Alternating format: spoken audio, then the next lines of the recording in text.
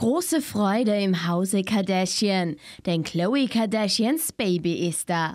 Die 33-Jährige wird am Donnerstag mit Frühwehen ins Spital gebracht. Der Geburtstermin für das Kind war eigentlich Ende April geplant. Doch bereits am Donnerstag ist es soweit. Der Reality-Star und ihr Freund Tristan Thompson werden laut Medienberichten Eltern eines kleinen Mädchens. Unsicher war bis zuletzt, ob ihr Freund Tristan überhaupt bei der Geburt dabei sein wird. Denn in den letzten Wochen gibt es immer wieder Fremdgeh-Gerüchte um Khloes Freund.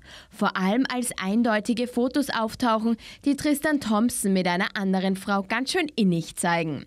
Doch dann am Donnerstag gibt es die gute Nachricht, er ist dabei und so auch Khloes Mama Kris Jenner. Sie fliegt am selben Tag nach Cleveland zu ihrer Tochter, um bei der Geburt dabei zu sein.